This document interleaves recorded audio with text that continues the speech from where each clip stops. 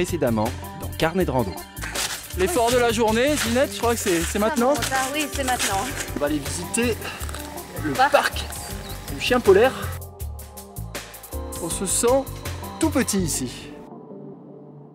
Salut à tous et bienvenue dans ce troisième et dernier épisode de Carnet de rando dans le Jura. Je suis toujours sur le parcours de la GTJ, la grande traversée du Jura à raquettes. Et cette semaine, je vous propose d'aller de la Chapelle des Bois jusqu'à l'Ajoux. Ce sont les étapes 3 et 4. Ça va nous permettre de traverser des endroits comme la forêt du Massacre, la Combe des Chèvres et bien d'autres. Je vais vous montrer tout ça en images. C'est parti!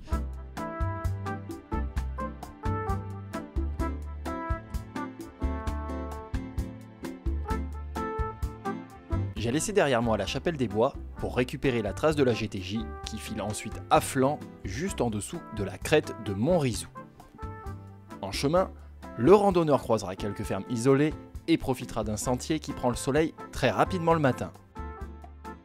Le moment est plutôt à l'échauffement, mais sachez-le, ça ne va pas durer.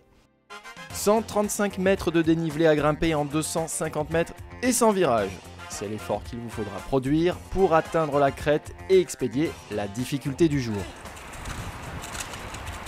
Et bien cette montée, vous pourrez considérer que c'est votre réveil musculaire de l'étape. Allez.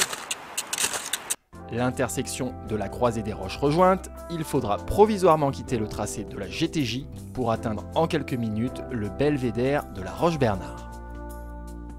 Une super vue vraiment sur ce val qu'on va quitter là. On va lui tourner le dos maintenant pour se diriger vers Bois d'Amont. Les lacs gelés juste en dessous. Et là vous prenez vraiment la mesure de ce qu'on appelle l'espace jurassien. C'est unique. C'est une vraie terre de randonnée. C'est magnifique.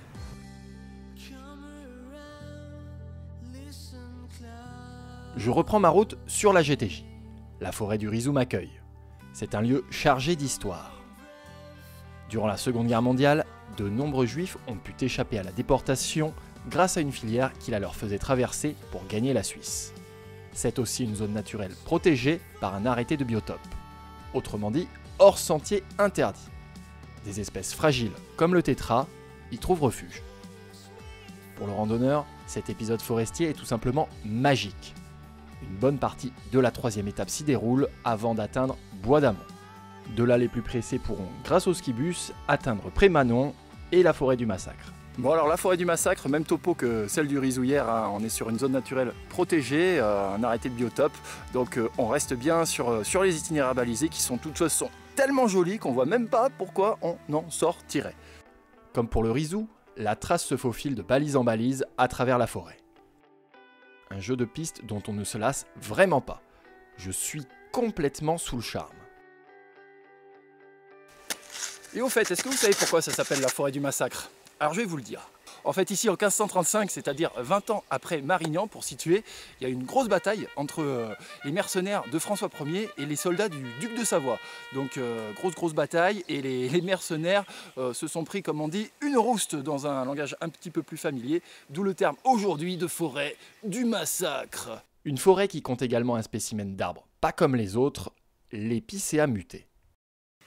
Effectivement, une drôle de mutation génétique, apparemment même les scientifiques sont incapables vraiment d'expliquer ce qui s'est passé.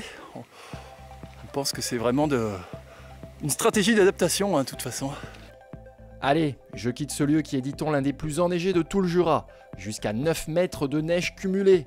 Alors quand vous sortez de la forêt du Massacre, c'est la frontière. On rentre dans ce qu'on appelle maintenant les Hautes Combes. C'est les prochaines étapes de la GTJ qui vous attendent. Le milieu s'ouvre davantage, on commence à voir les reliefs de la chaîne du Jura. Ça change du tout au tout et c'est toujours aussi beau. Alors ici, les sommets, on les appelle des craies dans la région. Pour faire un petit peu d'humour, j'ai envie de vous dire que tout ça, c'est vraiment très joli.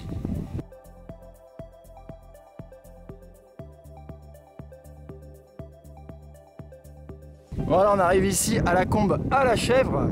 et non pas la combe aux chèvres comme je vous avais dit en début de reportage. Mes informations étaient erronées à l'époque. J'ai appris de sources sûres que la dite chèvre avait évacué et viré toutes les autres. Il s'agissait en fait d'une chèvre relativement égocentrique. Donc elle est toute seule, c'est sa combe, c'est à elle, c'est la combe à la chèvre. Et au risque de me répéter, j'ai envie de vous dire que c'est comme d'habitude trop beau cet espace. J'adore, je suis complètement fan. En hiver, aucun problème pour enjamber les clôtures. Le chemin se poursuit ensuite jusqu'à la Joux, qu'on atteint en un peu plus d'1 heure. La fin de l'étape? Pas tout à fait.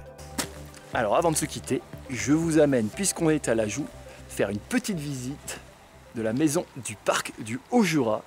Ça vaut vraiment le coup, venez voir. La maison du parc présente des expositions temporaires, mais aussi et surtout une incroyable exposition permanente qui n'est pas sans me rappeler la Cité des Sciences de la Villette. C'est vraiment ingénieux, c'est très drôle, mais en même temps vous apprenez plein de choses sur le territoire ici du Haut-Jura. C'est génial ce truc.